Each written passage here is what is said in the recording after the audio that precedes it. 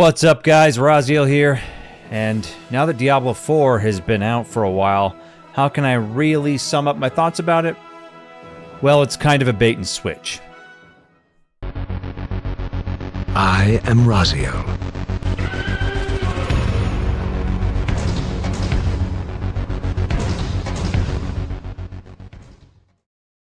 Now, I did a video on Diablo 4 right at the end of its final beta test period, which I praised the game. I said that it had a lot of potential to be really great. In fact, I said that it quite possibly had the potential to be the best Diablo game that we have ever had, which would be absolutely incredible if you have any idea how much of a masterpiece Diablo 2 still even is to this day. Diablo 2, in my opinion, is probably one of the best, if not the best, ARPG ever made. But much like, let's see, Final Fantasy VII Remake tricked and baited and then switched the ever-living fuck out of me, Diablo 4 kind of followed a similar path, though to be fair, not as egregiously as FF7R did. But this is troubling because it seems to be a pattern that is starting to show up in the AAA gaming industry. The next big scam, if you will, for companies to over-promise and under-deliver in the most grimy way possible. It's starting to become apparent that they're going down a new avenue to get players into their games. Now let me tell you exactly what I'm talking about.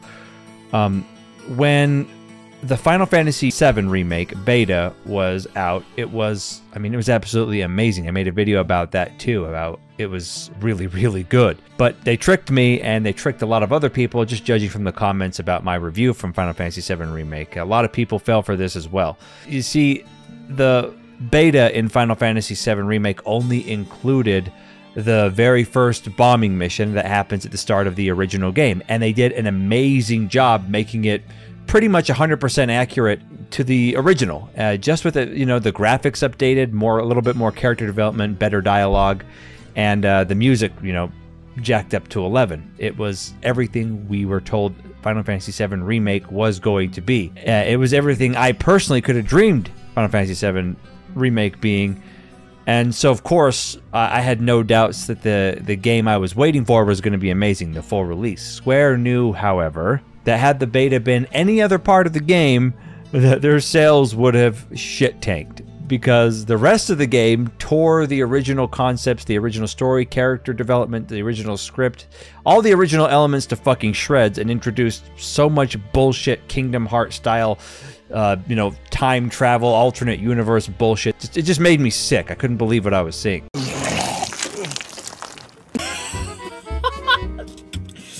Kill me, please. I want to die. Now, once again, I feel like Diablo 4 did this as well, just, again, not as egregiously.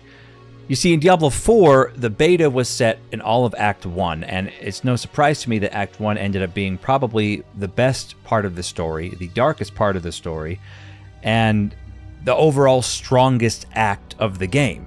They front-loaded almost all the good stuff on purpose. I feel like it was on purpose anyway, and a lot of the most egregious bugs and problems with the construction and design of this game overall don't start to rear their ugly heads until mid to late game. You start to feel like, for me anyway, the open world really starts to be a drag. And what do I mean by the buggy elements? Well, what I'm talking about is like how boring the loot is, and how shitty all the affixes can be on there, how samey they all are. Damage from close enemies, damage to close enemies, damage from and to distant enemies, vulnerable damage, all these different elements and conditions for damage to be successful that end up just convoluting and oversaturating the entire system and making it really fucking boring. Not to mention the extremely buggy mount system and its movement and how clunky it is, and it's been clearly designed around a controller in mind, but let's face it, most people playing Diablo are probably playing on PC. Then we get into the endgame and you have the Paragon system, which still is better than Diablo 3's Paragon system, but it still seemed somewhat underdeveloped and buggy. I'd also like to point out that the skill system itself began to show its cracks and ultimately feeling rushed and very uninteresting as a whole for a lot of classes. Then eventually you do finally get all the way into endgame after you beat the campaign, where a lot of the class balance seems to be exceptionally out of whack because most classes only have 1 or 2 viable builds at this point, and some of them are quite boring to play. Again, a lot of this is subjective, but I feel a lot of people out there will agree with me. And let's not forget the boring ass and insanely repetitive, even 10 times more repetitive, I might add, than Greater Rifts in Diablo 3, the Nightmare Dungeons, and how they have affixes akin to WoW's Mythic Plus affix system, which instead of being something akin to like, hey, choose your own adventure, it's more of choose what tools we use to annoy the ever-living fuck out of you. And it really just starts to show and scream at us how underdeveloped a lot of this game truly is. Problems that have been long solved in previous Diablo titles are here and in their most primitive state, such as there not being enough stash space, the gem system, you know, things taking up space that shouldn't, and not being able to fucking zoom out with your camera and actually see on the same level that you could see your characters and the enemies in Diablo 1, 2, and 3. And yes, I know that Blizzard has addressed all this, saying they're working on it, and but basic ass shit like this, it's a huge issue how the desired fixes and the things that Blizzard talks about, the problems they're running into getting immediate workarounds and whatnot, is that it will affect everyone's performance of the game. Meaning that this shit was programmed and designed really poorly right from the start if it's going to affect the performance of modern consoles and gaming PCs being able to have more stash space and zoom the camera out in this modern age. Ultimately, what all of this really means to me in the end is, well, how to describe it? I guess I can describe it in one word. Rushed. Diablo 4 was obviously rushed. And why is that? Well, that's pretty easy to answer, because the game quite literally wasn't in development at all. Hell, it wasn't even a sparkle on Bobby Kotick's greedy eyeball until this pivotal moment in time. Is this an out-of-season April Fool's joke? No. Now, I have no doubt if everyone just accepted the giant cock in the ass that was Diablo Immortal, you know, the gambling addiction, that Diablo 4 wouldn't even exist today if people liked Diablo Immortal and would have been down with the bullshit that Blizzard was peddling to us at that point. But it goes to show how much power we as consumers actually have. But at the same time, shows how much predatory bullshit the industry as a whole will try to get away with whenever and wherever possible.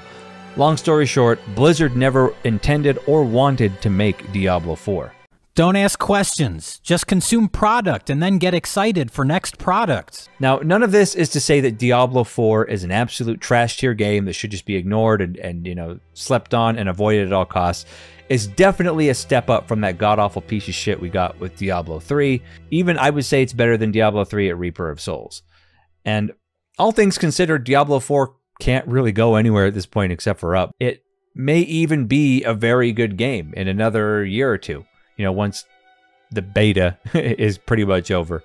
But it's kind of a kick in the teeth and a slap in the face to everyone who thought that the game was going to be a huge improvement on Diablo 2, who was expecting to jump in the same way they did in Diablo 2 and just grind out because, you know, all the previous games' problems were supposed to be solved in the newest title. And let's face it, it just isn't. Diablo 2 is still a game to this day that all the way up until Diablo Resurrected was released, people were still grinding out the gear in that game because Diablo 2 was just so good. I mean, shit, now all those players that grinded out, you know, Diablo 2 for 20 years are now doing the same thing, just in an improved version of the game in Diablo 2 Resurrected. If Blizzard cannot get their shit together and not, I say by early 2024, have this game in a place that's ultimately sustainable over time, where, you know, the game retains players throughout most of a season, not just the first 2 or 3 weeks, or like it is right now with Season 1, where half the Diablo community isn't even playing the first season because the game is in such a poor state. If Blizzard doesn't get their shit together, even if they eventually do fix everything, they're going to be fucked, because I don't think they're going to outlive and outpace Path of Exile 2 when it comes out. Because, let's be real, Path of Exile, the developers of Path of Exile, grinding your games, have a way better touch on the pulse of their community than Blizzard has in decades. And to be honest, I think Path of Exile 2 is going to wipe the floor with Diablo 4. Now, the largest takeaway that I took from Diablo 4's launch, which I will add that I feel like I did get my money's worth from the campaign, because overall Diablo 4 isn't a bad game. I want to really push this forward. I don't think it's a terrible game. It's even more so than before that we can't trust what we see even in betas anymore. If it comes from a AAA game, or shit, even some indie developers, if it's, you know, you pay or pre-order to get into the beta and you're just in the beta, no matter how good the beta looks these days, you can't trust it. Whether it's a beta or an alpha, anything that comes out of a beta program, just assume now that it's front-loaded with, you know, polish and the best elements of the game, and everything after is just going to fall apart. It's just become really clear that gaming companies are putting their best in what will be the beta and letting whatever comes after in the full release be pretty much akin to like a Twilight Zone episode, like in Final Fantasy VII Remake, or just a flat-out wet fucking fart. There's just even more now about the gaming industry that we can't trust as gamers. So keep that in mind, which is sad, but in our current social climate, it's not a surprise in the least. But anyway, guys, what are your thoughts and feelings about Diablo 4? Are you playing it? Did you do any of Season 1? What did you think of the campaign? Do you agree with me, disagree with me? Comments down below. Guys, if you like my videos, please give it a like. It really, really helps the algorithm. You know, YouTube's prison that keeps all my videos locked behind, you know, lock and key, because, you know, my opinions tend to be pretty unsugar-coated. But anyway, guys, comments down below. As always, my friends, keep it real.